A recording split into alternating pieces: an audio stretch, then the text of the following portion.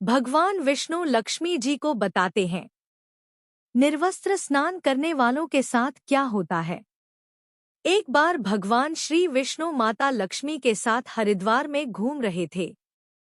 माता लक्ष्मी ने देखा कि सारे मनुष्य गंगा में नहा नहाकर हर हर गंगे कहते जा रहे हैं, परंतु सभी लोग दुखी और परेशान हैं। तब माता लक्ष्मी ने बहुत ही आश्चर्य से भगवान विष्णु से पूछा, स्वामी, गंगा में इतनी बार स्नान करने पर भी इनके पाप और दुखों का नाश क्यों नहीं हुआ? क्या गंगा में अब सत्यता नहीं रही? भगवान विष्णु बोले, गंगा में तो वही सामर्थ्य है, परंतु इन लोगों ने पापनाशिनी गंगा में स्नान ही नहीं किया, फिर इन्हें लाभ कैसे मिलेगा? माता लक्ष्मी जी ने आश्चर्य से कहा कि स्नान कैसे नहीं किया, सभी तो हमारे सामने नहा नहा कर जा रहे हैं, अभी तक तो इनके शरीर भी नहीं सूखे हैं। भगवान विष्णु ने कहा, यह लोग तो केवल जल में डुबकी लगाकर ही आ रहे हैं, तुम्हें मैं कल इसका रहस्य समझाऊंगा। दूसरे दिन बहुत ही जोर से बारिश होने लगी। सारी गलियां कीचड़ से भर गई। एक चौड़े रास्ते में एक बड़ा सा गड्ढा था, चारों ओर कीचड़ भरा हुआ था, और भगवान विष्णु ने लीला रची। वे स्वयं एक बूढ़े आदमी का रूप धारण करके उस गड्ढे में जा गिरे। लक्ष्मी जी को उन्होंने समझाकर पास में बैठा दिया कि देखो, तुम लोगों को सुना सुना कर यूं पुकारती रहो कि मेरे बूढ़े पति अचानक गड्ढे में गिर पड़े हैं, कोई पुण्य आत्मा इनको बाहर निकालकर इनके प्राण बचाएं और हम असहाय दंपति की सहायता करें। और भगवान विष्णु ने यह भी समझा दिया कि जब कोई व्यक्ति गड्ढे में से मुझे बाहर निकालने को तैयार हो, तब इतना और कह देना कि मेरे पति सर्वथा निष्पाप है, इन्हें वही व्यक्ति छुए जो खुद भी निष्पाप हो। यदि आप निष्पाप है तो उनके हाथ लगाएं, नहीं तो उनके हाथ लगाते ही आप स्वयं भस्म हो जाएंगे।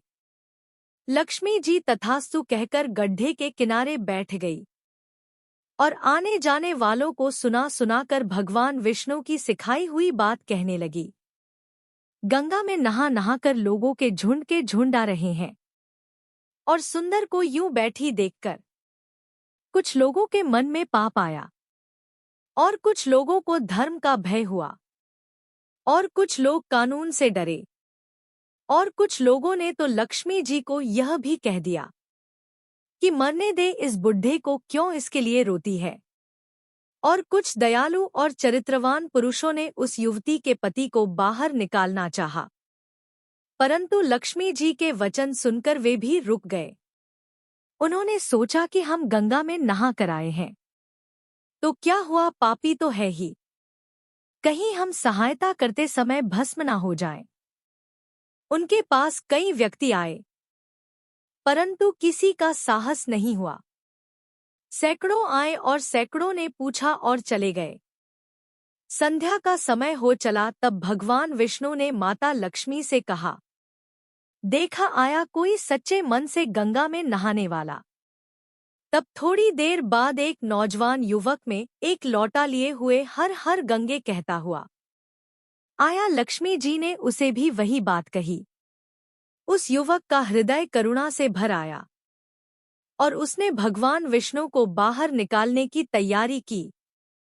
लक्ष्मी जी ने उसे रोककर कहा कि भाई, यदि तुम सर्वथा निष्पाप नहीं हो तो मेरे पति को छूते ही तुम भस्म हो जाओगे। उसने उस समय बिना किसी संकोच किए हुए लक्ष्मी जी से कहा, माता, मेरे निष्पाप होने में तुम्हें संदेह क्यों हो रहा है? देखती नहीं, मैं अभी गंगा नहा कर आया हूँ। भला गंगा में नहाने के बाद भी क्या पाप रहते हैं? मैं अभी तुम्हारे पति को बाहर निकालता हूँ। युवक ने लपक कर उस बुढ़े आदमी को ऊपर उठा लिया। भगवान विष्णु और माता लक्ष्मी ने उसे अधिकारी समझकर अपना असली रूप प्रकट कर दर्शन देकर निहाल किया। भगवान विष्णु ने माता लक्ष्मी से कहा, कि इतने सारे लोगों में से केवल इस एक आदमी ने ही गंगा स्नान किया है। इस दृष्टांत के अनुसार जो लोग बिना श्रद्धा और विश्वास के केवल दंभ के लिए गंगा स्नान करते हैं, उन्हें वास्तविक फल प्राप्त नहीं होता। परंतु इसका यह मतलब नहीं है कि गंगा स्नान व्यर्थ जाता है। गंगा स्नान का बहुत पुण्य भी है। इसके बाद भगवान विष्णु ने माता लक्ष्मी से कहा, अब मैं आपको वो 12 बातें बताता हूँ। जो भी मनुष्य इन 12 बातों को नहाते समय ध्यान रखता है, वह कभी भी दुखी नहीं रहता है। उसके घर में लक्ष्मी का वास होता है। उसके घर में अपार संपत्ति आती है। घर में कभी भी लड़ाई झगड़ा नहीं होता है। उसका पूरा परिवार हंसी खुशी जीवन व्यतीत करता है। तब माता लक्ष्मी ने कहा है, स्वामी आप हमें यह 12 बातें बताइए। इसके बाद भगवान विष्णु बातों को बताना शुरू कर देते हैं और माता लक्ष्मी ध्यान से सुनने लगती है। इसके बाद भगवान विष्णु बताते हैं, प्रिय यह 12 बातें बताने के बाद में एक और बात बताऊंगा कि जो औरतें कपड़े खोलकर नहाती है, उनके लिए यह बात बहुत ही महत्वपूर्ण है। हे देवी, आप इस बात को बहुत ही ध्यान लगाकर सुनना। तभी भगवान विष्णु अपनी बातें सुनाने लगते हैं। भगवान विष्णु कहते हैं, स्नान करने से शरीर निरोगी रहता है और मन प्रसन्न रहता है। नहाने से चेहरे की क्रांति और शारीरिक आकर्षण में भी बढ़ोतरी होती है। अगर इस नित्य कर्म के दौरान कुछ बातों का ध्यान रखा जाए तो आध्यात्मिक से भी ज्यादा लाभ पाया जा सकता है। नहाने के कार्य में इन बातों का ध्यान जरूर रखा जाना चाहिए। नंबर 1, स्नान करने के बाद शुद्ध होकर पूजा पाठ आदि सभी कार्य करने के योग्य बनते हैं, इसलिए सुबह को ही स्नान कर लेना चाहिए। नंबर 2, शास्त्रों में कहा गया है कि स्नान करने से 10 गुणों की प्राप्ति होती है। रूप, तेज बल, पवित्रता, आयु, आरोग्य, निर्लोभ, 3 धन, पुष्टि व आरोग्य और स्वास्थ्य चाहने वालों को हर मौसम में और हर दिन स्नान करना चाहिए। नंबर 4, शास्त्रों में कहा गया है कि सुबह स्नान करने से पाप का नाश होता है और पुण्य मिलता है। ऐसा कहा गया है कि सुबह नहाने वालों के पास नकारात्मक शक्तियां नहीं भटकती है, इसलिए सुबह स्नान करना ही उचित है। नंबर 5, बीमारी की हालत में सर के नीचे ही स्नान करना चाहिए अथवा गीले कपड़े से शरीर को पोंछ लेना एक तरह का स्नान ही कहा गया है। नंबर 6, सुबह की लालिमा छाने से पहले ही स्नान करना श्रेष्ठ माना गया है। नंबर 7, तेल लगाकर और शरीर को मलमलक नदी में नहाना मना है। इसकी जगह नदी से बाहर निकलकर तट पर ही शरीर साफ करके नदी में डुबकी लगाना उचित है। नंबर 8, जिन घाटों पर कपड़े धोए जाते हैं, वहां का जल अपवित्र माना गया है, इसलिए वहां से कुछ दूर हटकर दूर ही नहाना चाहिए। नंबर 9, नदी में 11 या 21 डुबकियां लगाना शुभ बताया गया है। नंबर 10, पवित्र नदियों में कपड़े निचोड़ की मनाही है। नदी में किसी भी तरह की गंदगी नहीं बहानी चाहिए। नंबर 11, नल की तुलना में झरने का पानी, झरने के पानी से ज्यादा नदी का पानी, नदी के पानी से ज्यादा किसी तीर्थ का पानी, तीर्थ के जल से कहीं गंगाजल अधिक श्रेष्ठ माना गया है। नंबर 12, गंगा माता का कथन है कि स्नान करते वक्त कोई चाहे जहां भी मेरा स्मरण करेगा, मैं वहां के जल में आ जाऊंगी। इसके बाद भगवान विष्णु ने कहा, अब मैं आपको औरतों के बारे में बताता हूं। जो औरतें कपड़े खोलकर स्नान करती है। हिंदू धर्मशास्त्रों में हर एक चीज के लिए कुछ नियम बनाए गए हैं। इन नियमों में से एक है स्नान को लेकर की गई बातें। ऐसा माना जाता है कि आम व्यक्ति को शास्त्रों के नियमों का पालन जरूर करना चाहिए, जिससे उनके घर की सुख समृद्धि बनी रहती है और खुशहाली आती है और साथ में अपार धन बरसता है। माता लक्ष्मी प्रसन्न होती है।